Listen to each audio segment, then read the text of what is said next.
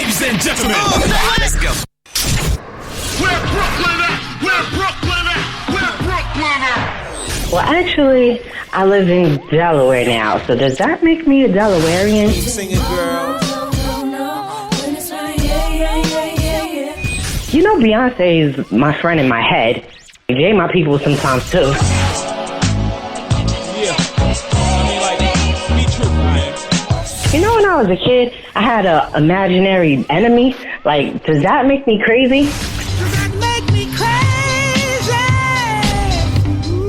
Life as P, presented by Say What Radio. Hello, what up? What it do? Welcome to Life is P. I'm your host, Phoenix Ash. It's another beautiful day in the summer. I'm sitting outside. Everybody is talking about Jada and Will. I'm not. For real. Everybody can decide what's going on for them. This shit ain't none of my business. But anyhow, if you listen to me regularly, thank you so much. I appreciate it. You know that I think about what my theme for the week has been, the messages that have been coming across to me regularly in my journey as I evolve as a writer, as I take hold of the things that were destined for me and the things that I pursue as my passion, as I hold them in the palm of my hand and grip them, just kind of recording my journey. If you're a first-time listener, I appreciate you jumping in. Hopefully, you know, the content has some relation to what's going on in your life and I can actually help you. However, if you feel like you can help me, please jump up in my DMs, send me messages. Guys, you know I love that, the back and forth, the conversations, because I don't know everything. I sure don't. And half the time I'll be trying to figure it out what's going on. But the theme for me this past week, and maybe for the past couple of weeks, one of the themes has been to let it be. There are a lot of times that I try to put my hand in something and force something to go a particular way. And, you know, a lot of people in my life who care about me would say you have this overwhelming need to be in control. And so I'm working on that because not that I want to be out of control or that I want to give up control, but understanding that there are some things that are out of my control, that I cannot control everything. And rather than stress myself out, make myself sick over these things that I cannot control, learn how to deal with them and figure out how to navigate in waters that are unfamiliar and that I can't, what's the word I'm looking for, that I can't influence. There are several instances in my life that I can think of that this message has come to me over and over and over again. This is not a new message. This is not some profound thinking on me. This is not sipping Ciroc in the middle of the night and, oh my God, a light bulb went off and I had a realization. This message comes to me pretty often. And I'm assuming because I need to keep being reminded of this thing and I need to keep working at it. But in a season of change where, you know, I've talked about I'm going through a divorce, my soon-to-be ex-husband, like we're splitting households and we're just going through a lot of change. COVID hit and opportunities, work opportunities that thought might be on the horizon sort of simmered. You want to press for more. You want to look for more opportunities. And it's not that I'm saying I don't want to look for things or I don't want to find what the next thing is for me. But I think I'm in a season of just chill. Like, I just need to let it be. There's some things that I need to shift my focus on. You know, I need to focus on these books. I mean, I'm always focused on the books, but I feel like I need to add more focus. I have the room to add more focus. My daughter has gotten a little older. She's matured a little bit. And I have a little more room. She's finally sleeping in her room. Thank you, God. Oh, my goodness. She's finally sleeping in her room and she sleeps through the night. So this is new for me. This is an opportunity to be up and write. Whereas before, I couldn't even stay up because I needed to lay next to her in my bed, put her to sleep. And then it was a wrap. I was going to sleep too. And very rarely would I be able to get back up and do anything. So the fact that she's sleeping in her room stops me from laying down. I go take a shower and get my life together. But there are some other areas, and that's the area I can control right now. But there was a time where I couldn't control that, right? That I would just fall asleep. I was exhausted and just laying down next to her would just put me right to bed. And it frustrated me a bit, but I was probably in a season where I needed my rest. And right now I don't sleep that well. So I stay up late hours working on books and then I crash after about a week or so. And that's just the season I'm in. But when it comes to like looking for new opportunities, I was trying to like force a couple of things to push through. I had to slow myself down because not everything that I want, not everything that I set my eyes on is meant for me. I've been disappointed on a number of occasions where I was like, but I want it. I see it. It's part of my vision. And I just convinced myself that nope. I see it. I lay my eyes on it. It's for me. I'm going to go take it and I will accomplish it. But then later, something will happen, or I don't know, some feeling will come across to let me know that you made this happen, you forced it to happen, and it ain't even right. It's not. So in an effort to get my whole life together, I'm trying to keep the fact that I can't control everything, nor can I control every season that I shift into. I'm trying to keep that present in my mind, forever present, because for me, that's important. We sometimes get so disappointed when it's something that we want, that we cannot attain, that we like rack our brains trying to figure out, how am I going to get that thing? How am I going to move into that spot? How am I going to take control of that? And that's not to say that that thing is not for us, but it may not be for us right now. I know I did last week's show and I talked about, is it you who's not ready, or is your situation not ready? And that plays a key role in how we look at things, in my opinion, when things are not panning out the way that we want and we realize that this is not for us right now. Is it not for you right now because of where you are, or is it not for you right now because of what your situation looks like? And you have to figure that out, because sometimes I will say, based upon, if it's strictly based upon outside things, I'm going to push forward. But there comes a time where you do have to evaluate what's going on inside of you. And sometimes you do have to match it to your situation. Like I said, I'm in a season of change. There's a lot of change going on in my household. And when I think about new work opportunities, that sometimes some of those opportunities may require for me to change my work environment. I won't work the same place. I won't have the same commute. Some of those things would have required me to not live the same place. But my situation isn't necessarily ready for that. And honestly, neither am I. There are a lot of things that I want to get under wraps. There are a lot of bows I need to tie up.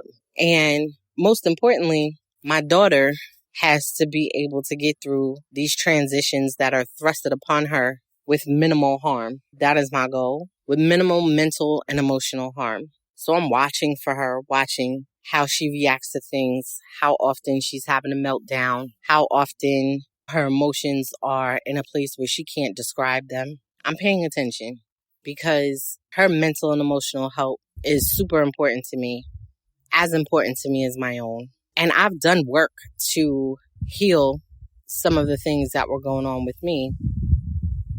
But she's 4, so she doesn't have the tools to self-heal just yet. But one of the things that will help her learn how to self-heal is having a parent who cares about her emotional journey and helping her navigate those waters. So I have to keep my eye open. And that's where my heart is. That's where my head is. So I'm in a season where my situation and me are at the same place. We're not ready for certain things. And I had to like give myself that dose of reality, because I was so anxious to get to what was the next thing or next phase of my life, only to realize that I wasn't fully ready to step into that next phase. I wasn't emotionally ready to step into that next phase. I know I'm not, because I'm looking at my reactions to certain things. And I think I've talked about it before, that particularly when I'm still working on not asking for permission to take time for myself or to do things for myself, there are things that enrage me. And sometimes I look back and I'm like, girl, if you don't sit down with, with all that rage, it's really just anxiousness. And it's the anxiousness of not being in control. It's not being in control of the transition. Very few elements of the transition do I have control of. One being my emotions. I can control how I express them, but not the ones that I feel, if that makes sense. And I have to sit and deal with them, not search for some other pocket to stuff them in. I have to deal with my emotions, deal with what's happening inside of me, figure out why I'm being anxious, why I can't take my time. And I feel like I know some of the answers to that, but now I also have to figure out, well, what am I going to do with it so that it doesn't bring detriment to me nor Sadia? And honestly, I mean, sure, there's often times where I can't stand a father, but I don't want to bring detriment to him either. I don't want to damage anyone else that may come into my life with stuff that I haven't dealt with. Sure, you're going to have problems and things that you guys got to work through. But, just even asking myself, like, why am I even thinking about that new relationship? Right? Like, do I want a new relationship? I mean, I was, woof, woof, woof, woof, woof, woof. And I'm not sure the answer to that. So, because I ain't the only one who come with some stuff. People come with some stuff and some stuff that they have not worked out. And two people who have, and it's not everybody, I think, has something, right? You have something that we can work on, something that we can talk through, walk through, have therapy through. I'm a firm believer in therapy, but I'm talking like people with unresolved issues that sit on the surface, that every time I have a friend, every time he speaks of his ex-wife, you can tell he's just pissed off. And here I am like, oh, you gotta work that out because there's something happening, something sitting on the surface, something that hasn't been worked through. And then I turn the mirror around and I'm like, okay, well, you walking around real irritated, right? You snapping a whole lot. So what's sitting on your surface? What's happening? Because that advice that you're giving is wonderful. Are you taking it? What's going on with you? I was at my place of work and like really snapped out on someone. And that was like the first time I had ever done that in any job. And I was like, oh boy, yeah, let me go fix something wrong. Something wrong. And so I'm just working through the different things of what may be wrong. And although things that I feel like are right in my grasp or just beyond reach, there's some frustration that I can't fully hold those things. And so I'm constantly evaluating, is my situation ready for that? Okay. And no, it may not be, but it still may be time to take hold of that. But then here's the other question. Am I ready for that? Am I truly ready for that? And if I'm struggling with the answer, chances are I'm not ready. I'm not ready. If I'm uncertain, if I'm wavering, if I am not true to the boundaries that I set, then that means I'm uncertain. If it's easy to get me to bend or yield or change the boundaries that I set or the parameters in which I want to move forward, I'm probably not ready because it means that I am so desperate to have a thing or so needy to possess a thing that I'm willing to change any and every circumstance in order to have that thing. And that's not how I roll. Not at all. That's not how I move. I'm pretty firm in who I am. I'm pretty confident in who I am. I know the things that I need to work on, and sometimes new things are revealed to me. But I definitely sit in contemplation and figure out, are these things that are to my detriment, or are these just part of my character that is not going to be all right for everybody? I'm not everybody's cup of tea. I'm kind of good with that. I understand that because damn sure everybody ain't mine. So I'm really just evaluating things. And although I'm disappointed when some things don't come to pass or some opportunities aren't fulfilled, I'm really thinking about how much of it needs me to chase it right now. And I'm coming up with a lot of things that just need me to let it be for a second. Not that I won't get back in the race, not that I am changing my mind in terms of that I want this or that I need this or this is in alignment with my goals or who I'm supposed to evolve into being. But maybe this is not the season to push forward with that. Not that long ago, I was looking at opportunities in California. Because if you follow me or you follow my career, you know that my writing style is very cinematic. It's very detailed, and many of the readers who leave reviews on my books comment about how you can see it. It's all unfolded in front of you. You can see what everything looks like, and it's almost like you're there. And that is my style of writing. So, of course, in line with that, I have aspirations to write for television, to create movies, to create television shows, short series, things of that nature. And I came across some opportunities that would have afforded me the ability to move to California and be where I thought I needed to be in order to be in the thick of things and pursue those goals. Well, one, my situation definitely wasn't ready for that, right? The ink isn't dry on the divorce. We're still in the process of splitting households. My daughter has to get accustomed to what we're doing in that aspect before I introduce some other major change in her life, in my opinion. I need to let her deal in doses. I've talked to a couple of people who were, comfortable enough to share with me, and forgive me if my voice is going in and out or moving up and down. I'm walking.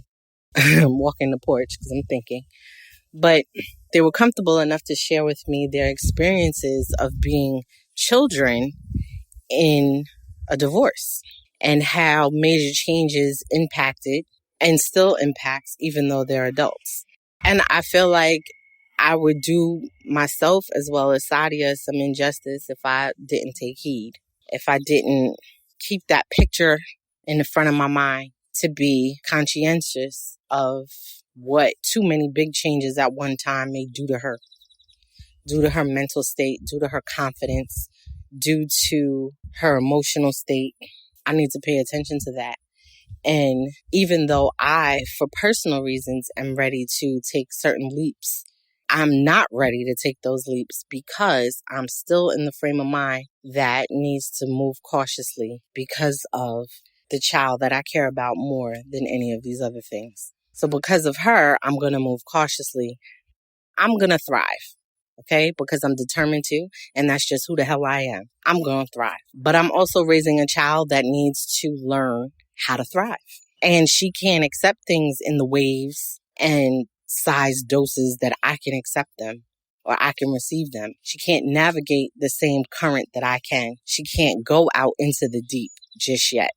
And if I drag her out into the deep before she's ready, she may drown when she's left alone to deal with something. Because I don't know the day or the hour that I'm going to leave this earth. And I would hope that prior to leaving her life, that I would help her learn how to navigate the world that is going to be left to her. So I'm still evaluating whether it's my situation that's not ready or it's me that's not ready. But I feel like I'm in a situation where they influence each other right now. They're one and the same right now. And that won't always be, because it hasn't always been. That hasn't always been my experience. But right now, where I am right now today, it won't always be. So some things I have to let be. There's some opportunities, though, that are coming to me that I'm putting my foot in and it's working out. But those are the things that are for me. And those are the things that cause the least harm to my relationship with my child and her relationship with herself. Those are the things that I have been contemplating over the past week. And like I said, the past couple weeks, right? Because last week's show was really trying to separate the two of situation being ready versus me being ready. And now this week, I'm feeling like my messaging is, yes, you do separate the two, but however, sometimes they're one and the same. And right now, it's seeming as though they're one and the same. In certain situations, like I said, there's some stuff that I can take advantage of that's working out for me. But in some other aspects, they're one and the same. Situation not ready, I'm not ready. And I have to make my peace with that so that I can make it through the situation, so Sadia can make it through the situation, and we can evolve into a new situation, right? Because when it comes to divorce, particularly when you have a child, at least in my experience right now, is that the ending of one situation is not the end, right? It's just evolving, it's morphing into some other situation because she's only 4, right? So there's some dealings that have to happen. And if we do it right, she will know that both of us are present for her, that both of us love her, and that portion of her won't have its confidence shaken. So I'm trying to do it right and trying to navigate that along with the different opportunities I'm exploring. And when I figure out what's for me, what's not for me, and then the other question of if it is for me, is it for me right now? And I don't have the answer to all of them. I don't. So if you talk to me about DMs or if you messaging me and you're just like asking me about anything specific that you think you may or may not know, I don't have the answer to everything. I don't know. Did you hear my show that says I don't know? I don't know. I do not always know. I don't. I be confused regularly and it doesn't take much. which is why I'm always thinking and always in heavy contemplation, because I'm trying to unconfuse myself. I'm trying to get it straight. I've finally gotten to a place. For a long time, I was confused about if I wanted divorce or not. For, a couple years, I was confused. I was like, I'm not sure if this is what I want to do and how I want to move forward. But I'm thankful that I'm not in that place anymore, that I'm very clear on how it is that I need to thrive. And unfortunately, and because it is unfortunate, but unfortunately, that is not in this particular marriage. And I'm also very clear that it's not just for me, that I believe that my soon-to-be ex-husband will thrive without me as well. And I think that's the ideal situation for both of us. I don't want both of us to be in this marriage where we're just trying to survive. We're just trying to get to day to day, or we're just trying to get her off to college. That's a long time of not being in something that you are in wholeheartedly. That's a long time. And I feel like that in itself will lend more detriment to her and her ability to heal and deal with emotion.